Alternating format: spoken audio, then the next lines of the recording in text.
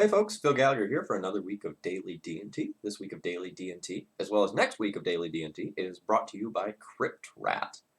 And, well, they said they wanted to see some Squawks. So, by Jove, I'm giving them some Squawks. Also some Taranika because, new set came out and I need to prove new cards are bad. You all understand. And you might say, Phil, when are you going to play a good deck on Daily D&T? Oof. This is too much fun. Okay, so Taranika, a Crowan veteran, in case you're not familiar with her, I think her. It's a 3/3 vigilance. Whenever it attacks, you untap another target creature you control. Until end of turn, that creature has base power and toughness 4/4 and gains indestructible. So ideally, you want to have another creature in play before she attacks, and you also want to make sure that she lives through combat. So we're going to do a couple of things in order to support this shell. Number one, we're going to go and play some extra flyers that can really get in there and take advantage of that power boost. So turning, a Squadron Hawk into a 4/4 feels pretty good. Number two, we're going to max out on Mother of Runes to increase the chance that this actually lives through combat. And number three, we're going to play these Force of Virtues because they're good with Squadron Hawks, while also making this into a 4/4, which is super important in the format right now because, well, Oko.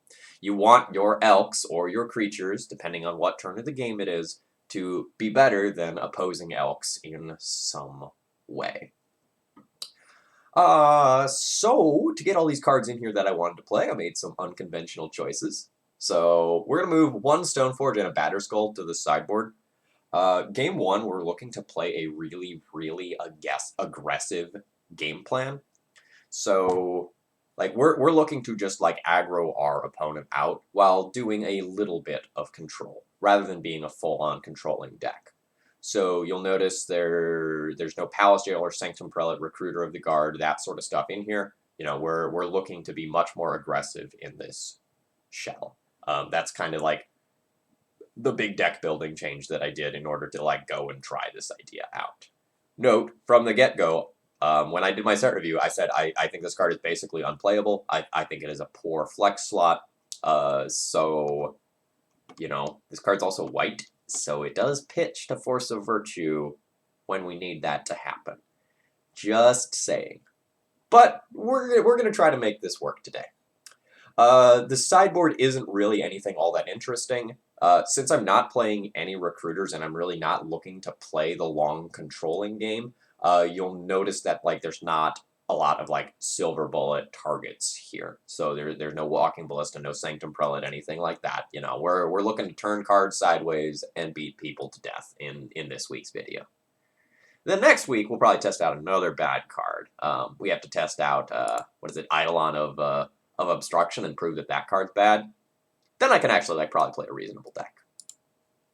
Taranika Squawks. Here we go.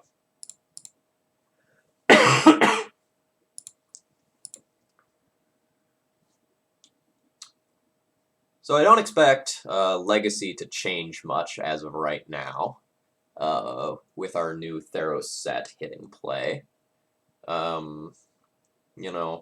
Really the only card that has the possibility of influencing the metagame at all or spawning a new archetype is probably the Underworld Breach card, the basically red Yawgmoth's Will. That card's pretty good. Yikes.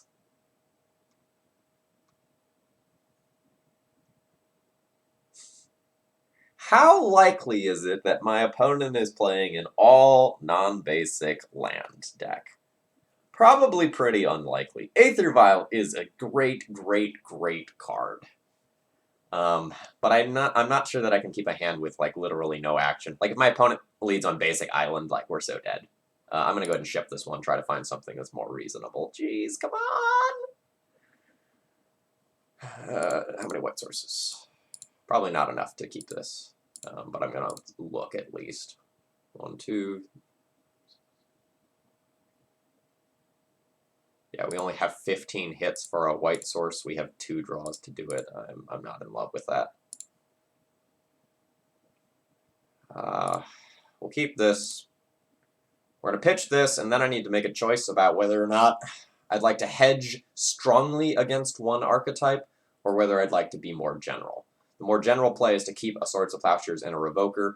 Hedging more specifically against something like Delver, I can keep double Swords to Plowshares. This is the point where I think we Google the old opponent, since we're in a pinch, and see what we can come up with.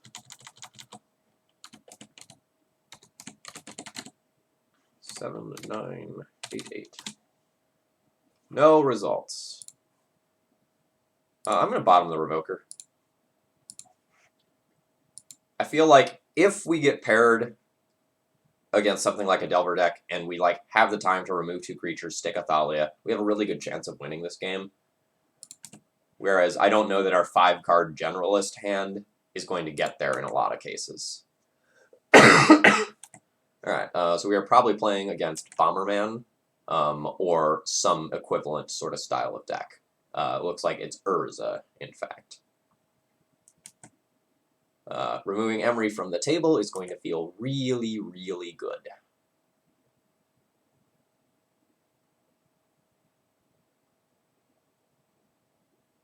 Two mana now?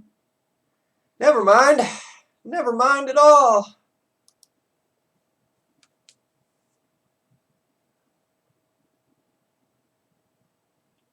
Alright, so a Swords to Plowshares can be pitched to Force of Virtue, and then I can have a 3/3 Thalia, which I would categorize as, or sorry, a 3/2 Thalia, which I would categorize as just okay.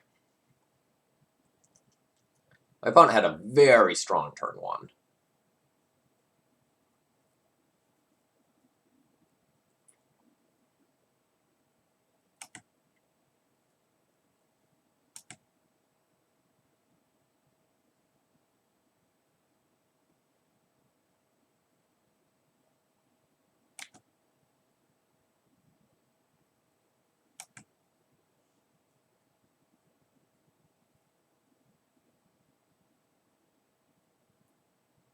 So we now need to be scared of our opponent finding, like, an Echo of Eons. Speak of the devil, and it shall appear.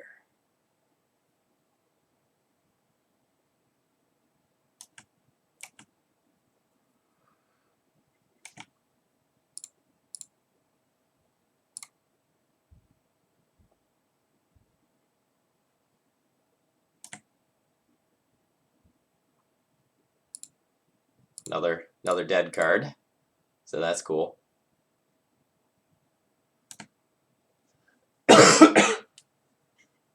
We might lose some cards to Narset here.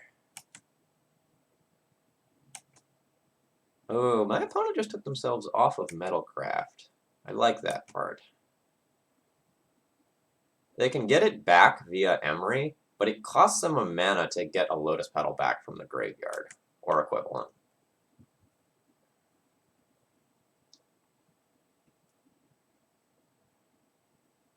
Yeah, I found LED. It's not great for Team Phil. So now they can crack LED, tap an extra mana, and then Echo.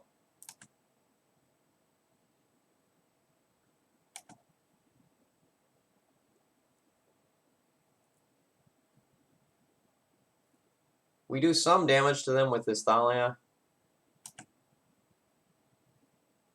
And we turn our well, that wasn't so bad. We turn our 2 essentially like nothing white cards into a land, which makes some of my top decks better. So I've got that going for me. We'll see how bad the rest of this turn looks for me. Because the answer could be very.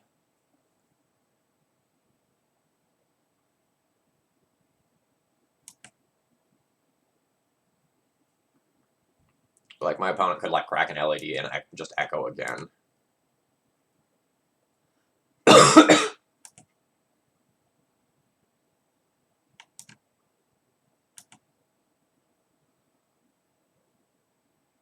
Alright, well, we get to put a new card into play.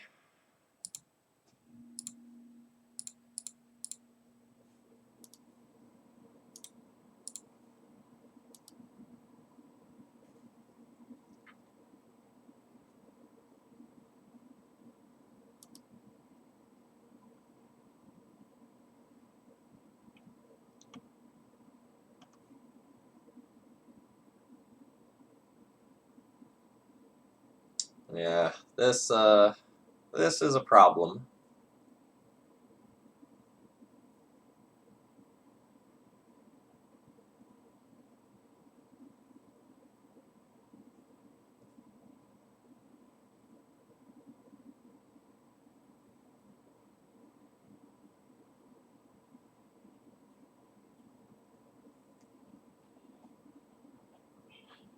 A Flicker Wisp to get this construct out of the way would be pretty hot.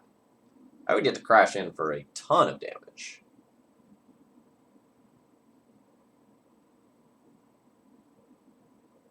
But now I think we're just at the mercy of this Urza.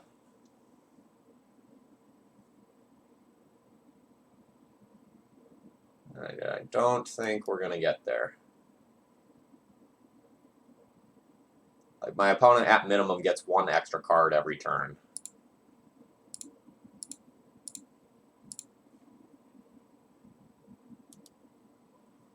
They have a larger creature than I do. If I draw Squadron Hawk, we might be able to talk.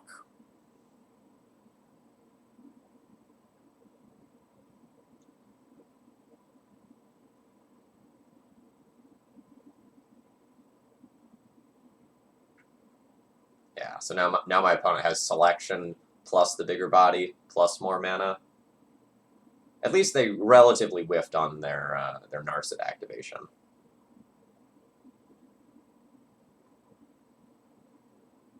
Oh, they have another Echo.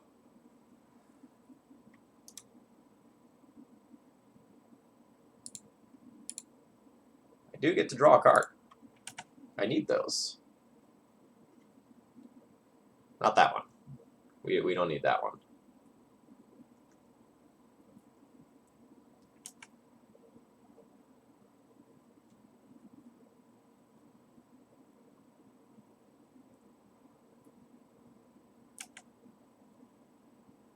Alright, this is a redundant Emery just to, like, mill the graveyard here. Try to put some new things in there.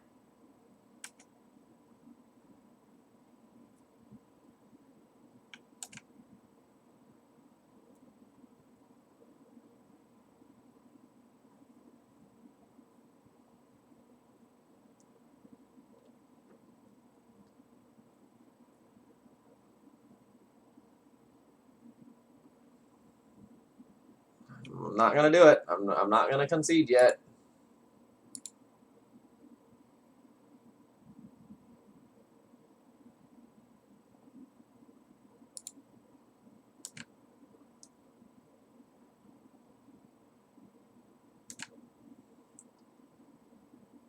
No, there's worlds where I can, like, try to attack in there, but I don't think it really does a ton.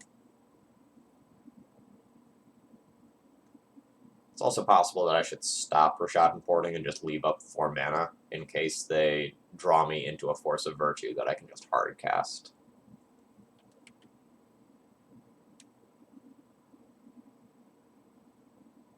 Alright, we're gonna go ahead and just scoop to that. That is absolutely going to beat us, either immediately this turn or next turn. Probably immediately this turn. My opponent just can, like, 3 mana, 6 mana, 7 mana by tapping an artifact, and just lattice me immediately. Alright, Council's Judgment seems good. Pithing Needle seems fine.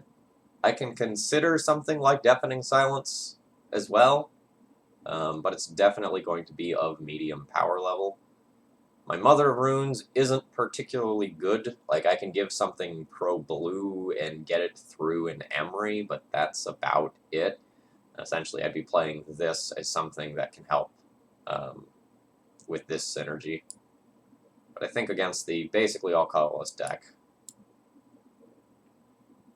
Well, that's not entirely true, but the stuff that you care about is colorless. I think I'm going to cut all of my Mother of Runes. And we may need, like, the whole Stoneforge Batterskull thing in here, too. So that would mean I would cut one other card.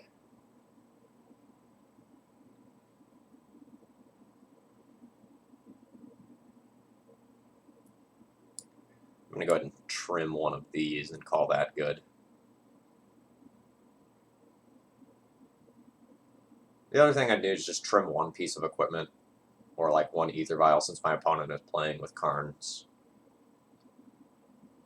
That's pretty reasonable too.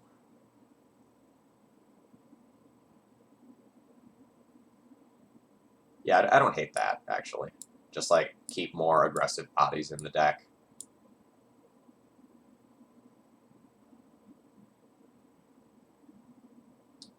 Yeah, let's do that.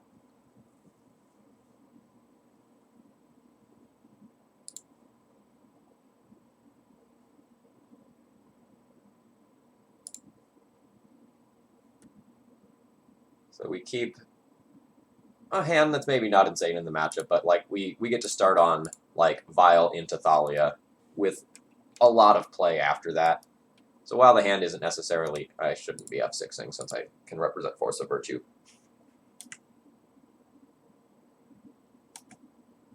Alright, opponent has the ability to do something very degenerate this turn. Like, they can just play turn 1 Urza.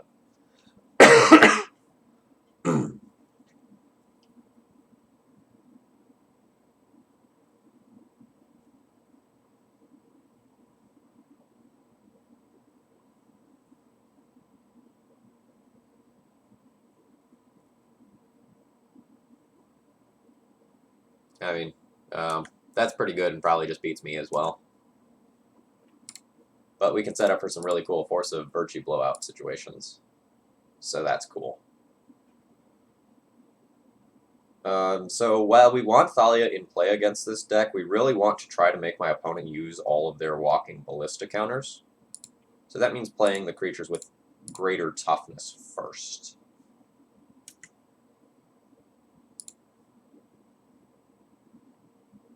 So we're going to get the Batterskull here. We're going to try to make it so that my opponent either has to use both Walking Ballista counters or use their entire turn to put another counter on this to keep it alive.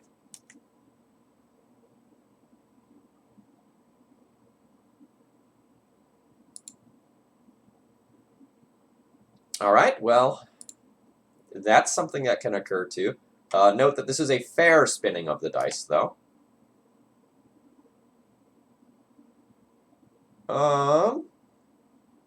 I don't hate this.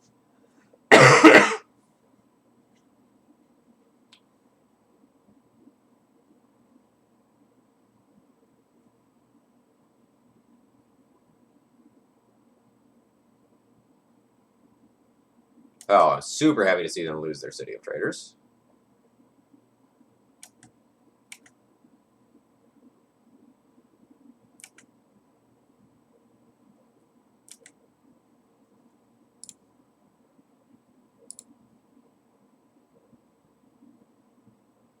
I'm going to have a lot of options for my turn.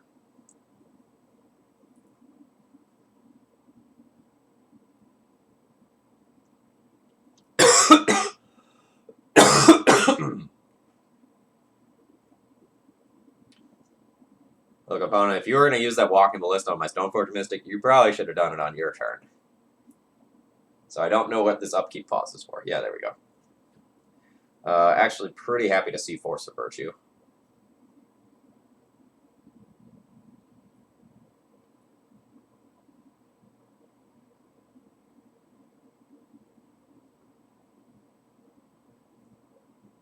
So you can only do the pitch cost for this on your opponent's turn.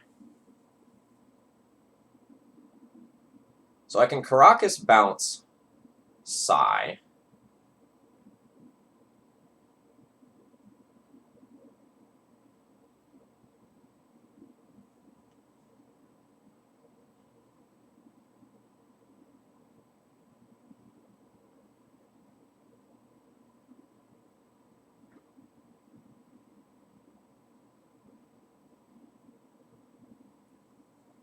I think I'm going to try to get my Stoneforge killed here.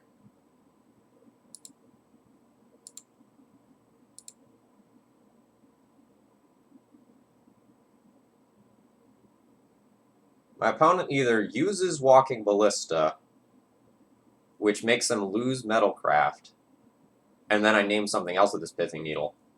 Or they let it resolve, and I can potentially just, like, turn their Walking Ballista into something that does not matter at all.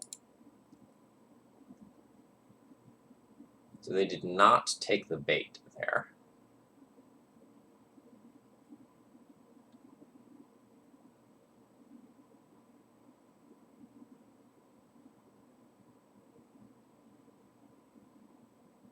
I don't think I actually want to stop the Walking Ballista.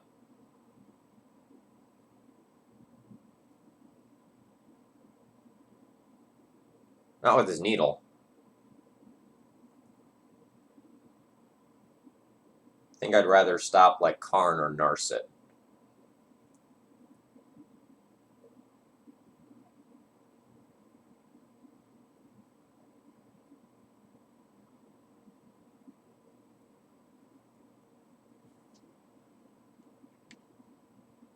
Or Emery, even.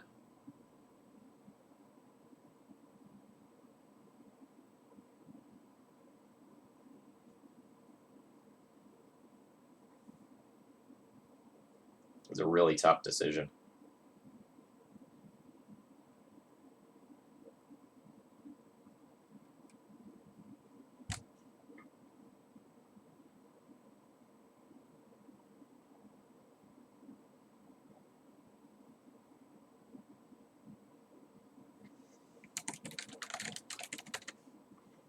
If something goes wrong,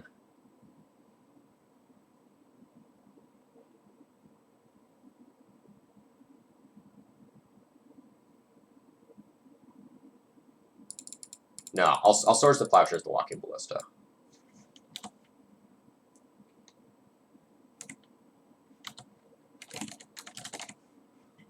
Let's shut off their Karns.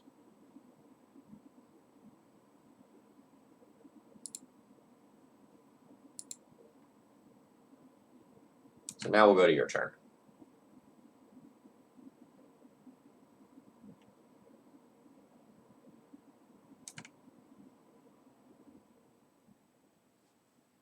So in your upkeep,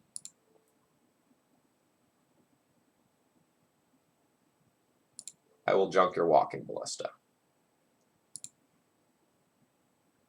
You will respond by trying to kill my Stoneforge Mystic.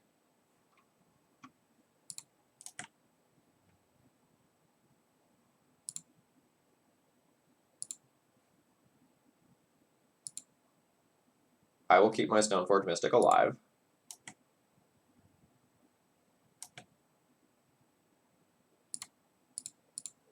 I will bounce your Sai.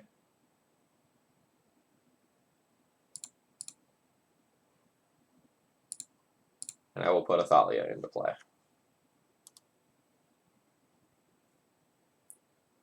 So looking back, I regret not naming Emery with this, because I'm probably keeping my opponent off of Karn via the Mana Denial package that I currently have going. And Emery getting the Walking Ballista back again is more devastating to what I have going on than anything else.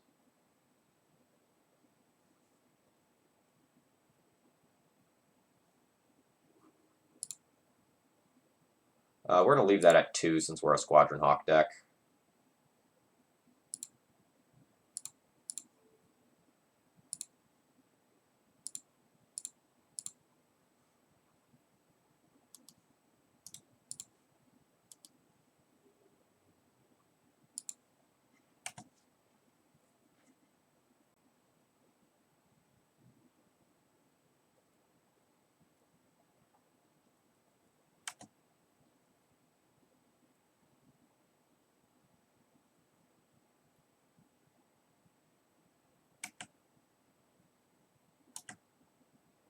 Yeah, so my opponent makes a 3-3. That's not the end of the world.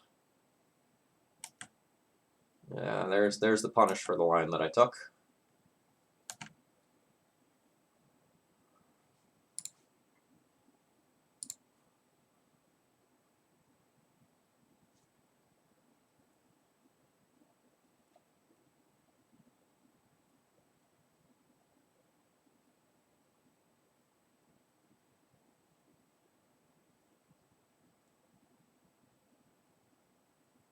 So I'll probably just be like bouncing that Emery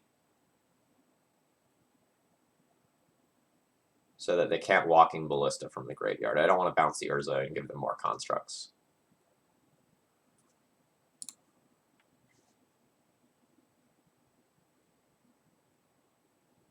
I would be fine trading Factory or this Thalia for the construct in some way or other. We're going to try to just close out this game. Am I attacking with the Stoneforge? If I attack with the Stoneforge and my opponent blocks it with the construct, I get in for 6 damage.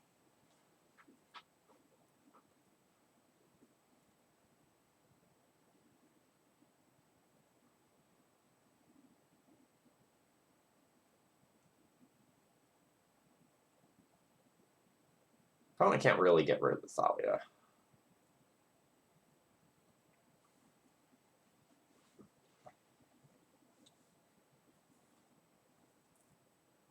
Yeah, I think I don't really care about the Stoneforge body.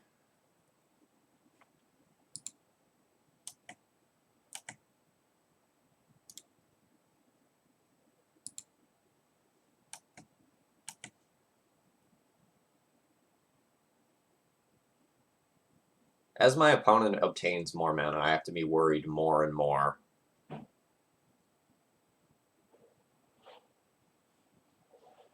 Like, I think my opponent will my opponent might just, like, Urza block Stoneforge.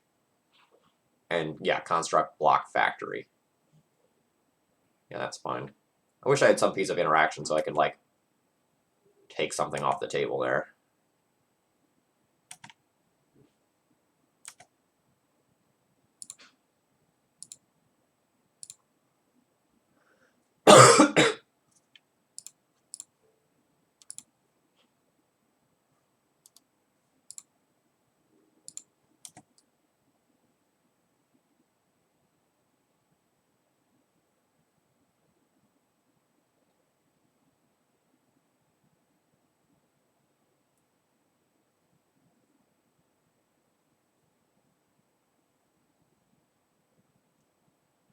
So I need to try to kill my opponent quickly before they can just, like, play Psy and vomit a couple Thopters and just make a bunch of chump blockers.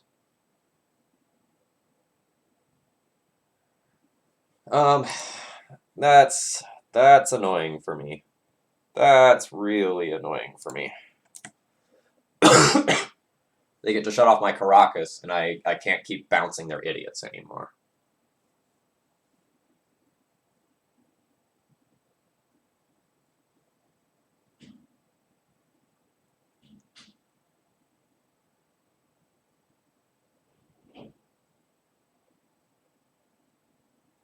What? What? What?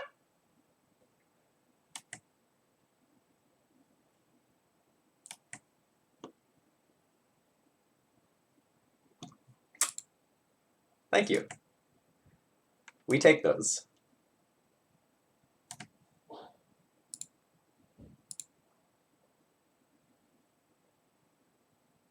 This is the 8th Violent 0.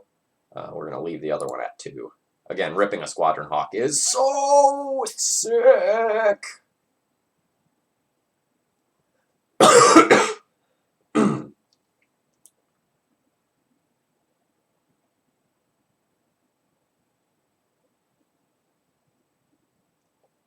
So, if I bounce Emery, which again I think I need to do because Walking Ballista is annoying. I bounce Emery, I get 2 Squadron Hawks into play. I have 4 in the air next turn plus 3 on the ground from Thalia. That all seems fine.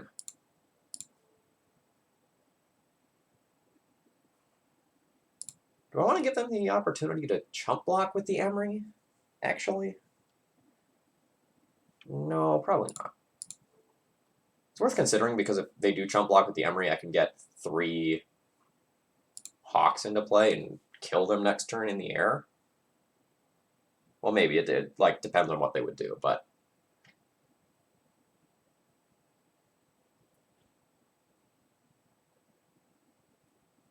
maybe I do give them that opportunity.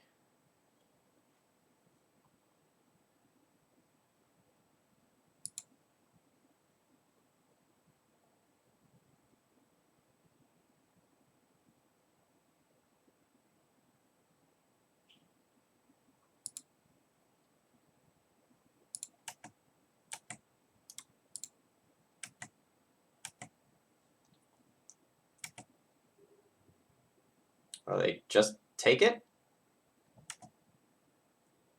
I guess they're playing around like a walking ballista on their Urza or something. But it seems like the Stoneforge Mystic Urza block is pretty safe.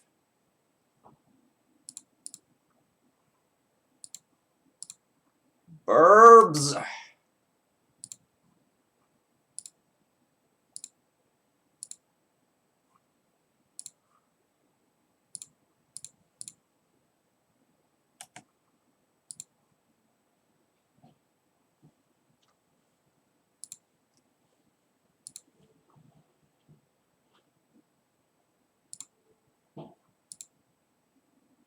So conveniently, my opponent has put themselves at 4, and 2 hawks in the air is 4. So my opponent would need to be looking at some sort of like ensnaring bridge situation and also trying to empty their hand. Karn is shut off, so they can't tutor for 1. Their mana is also constrained by Thalia. I think we've got this one.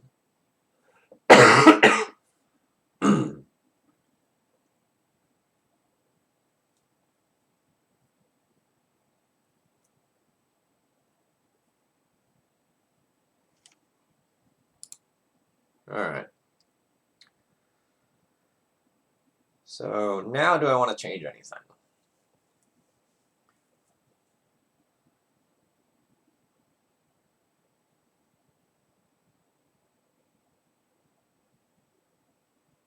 I could consider playing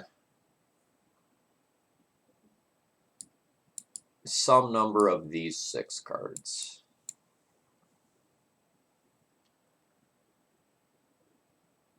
So Rest in Peace does things against the like LED Echo combo, and it also does things against Emery. But every creature I cut makes my core worse and worse.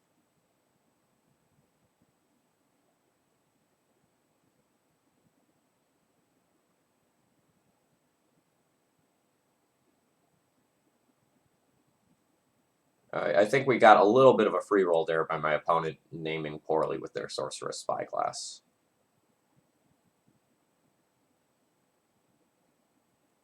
Squadron Hawk was also a great draw.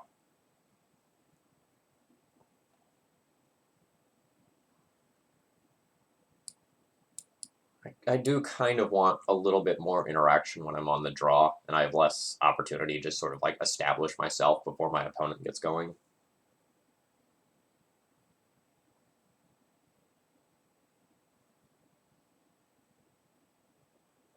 So what would I cut if I'm doing that?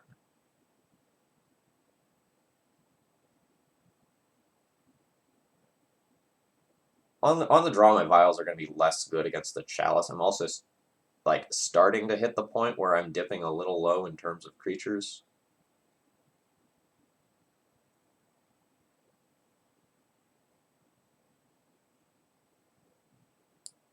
So I might be comfortable shaving one of those. I could also like shave that. Still end up with 20 creatures and have roughly the same game plan, but be a little better against the graveyard-oriented stuff.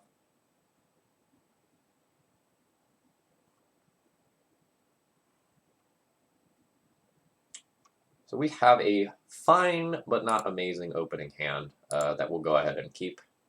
If my opponent does something degenerate on turn 1 or 2, we're going to be a little bit behind. But if we get the chance to establish ourselves, our hand's actually quite strong. I'm going to play my best land this turn. I'm going to play the Caracas this turn. Because if we were to lose our hand to an Echo of Eons, that's the thing that I would want to have in play.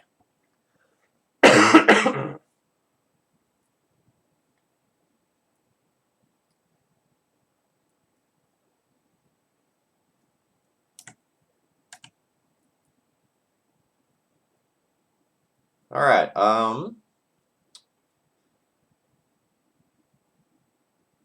so it's deduction time.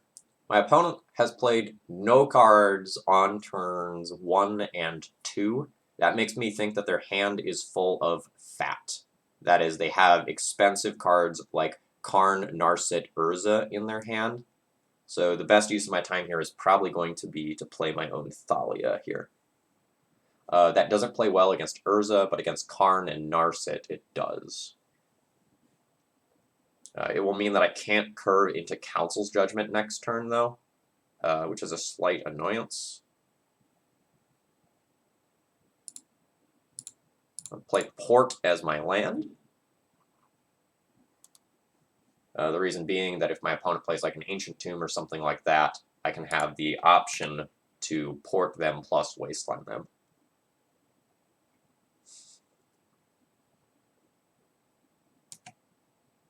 Alright, so they can just trade that for my Thalia here. Would have been an awesome, awesome opportunity to have a Force of Virtue, but, you know, c'est la vie.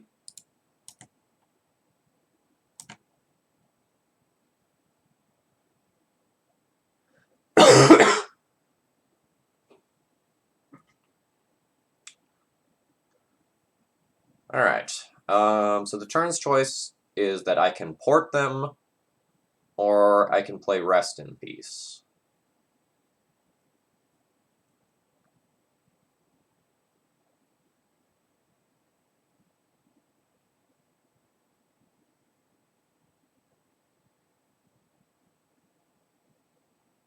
I think the thing I'm most scared of right now is probably my opponent going Narset into Echo. And if my opponent just has, like, another land, they can just do that, even if I port. So I think I'm going to try to shut that off, since I already do have, like, kind of an answer to some of their Urza type stuff. Like, a Planeswalker isn't that bad because I can just, like, Council Judgment it, and, like, this does borderline nothing, so I can just Caracas it back immediately.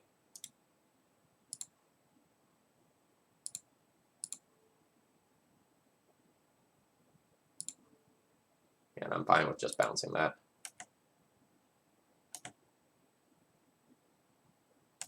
I could permanently answer it via Swords to Plowshares, but I don't think that's super necessary.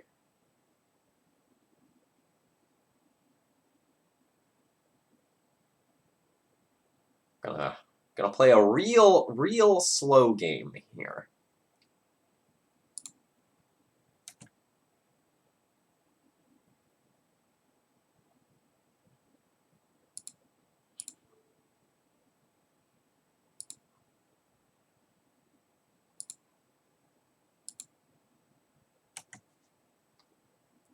Porting this way means I can leave up both Swords to Plowshares and Caracas.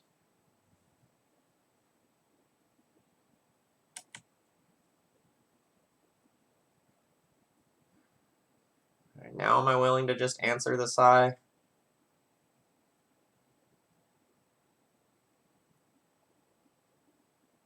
I guess. Super reluctantly. Now that they have the Ancient Tomb, any artifact they draw, they can just turn into some Thopters.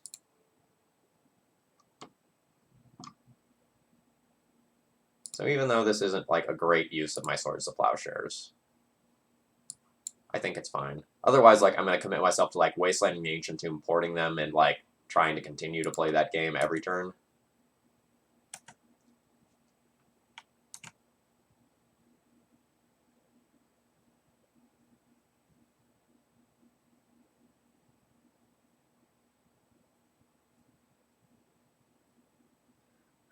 That's not really what I want to see.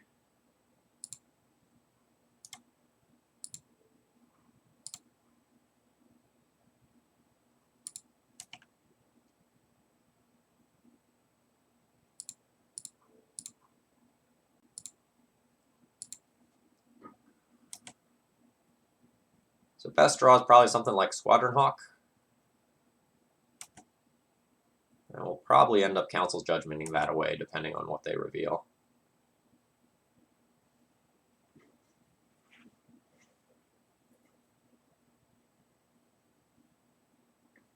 All right, they have an Echo of Eons.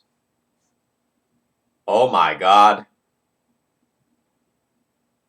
Seriously, they can undo that?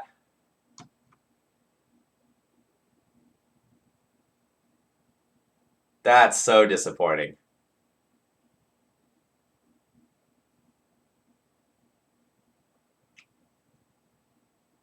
That's so disappointing. All right. So I know my opponent's hand. It's Echo of Eons, Echoing Truth, and Snaring Bridge. So they just revealed their hand for me.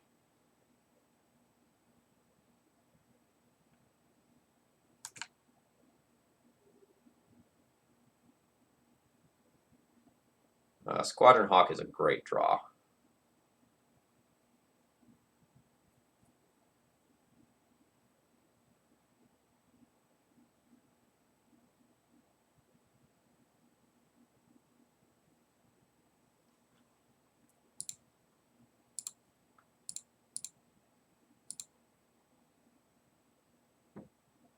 So I Council Judgment, get the Narset off the table so that if they cast Echo, it's not symmetrical. Or sorry, it is symmetrical.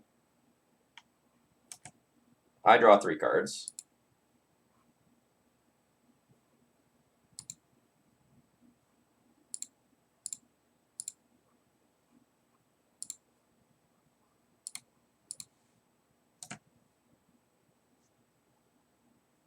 So now if my opponent echoes, it will basically take their whole turn. All right, they choose not to do that.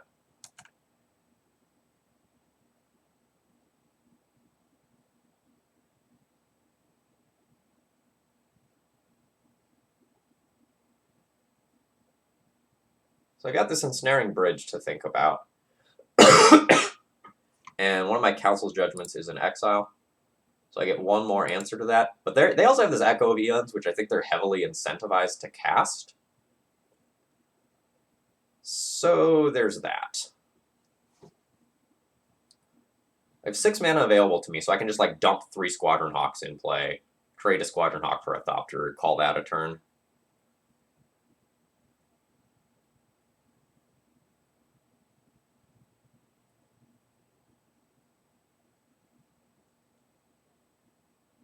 This game is going to get pretty weird in all likelihood.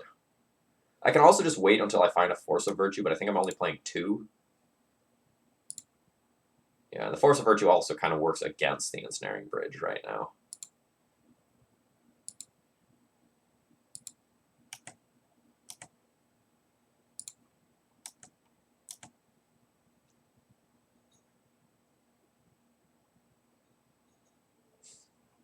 The fear. The fear is real from my opponent.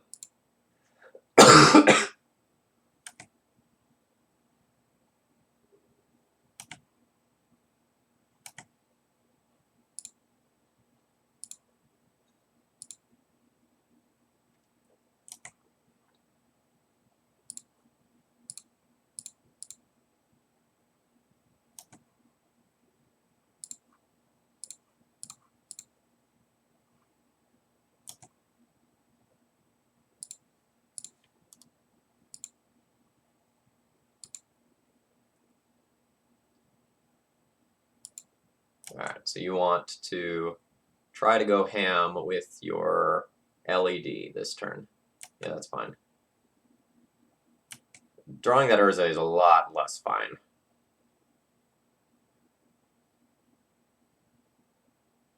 There's the pro play of tapping your LED for mana, since LED's sacrifice ability does not actually cause you to tap it.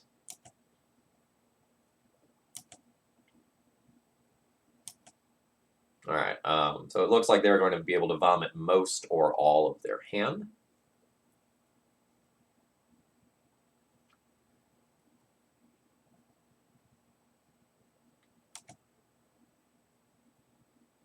That just gets some Myco sends Lattice and wins them the game.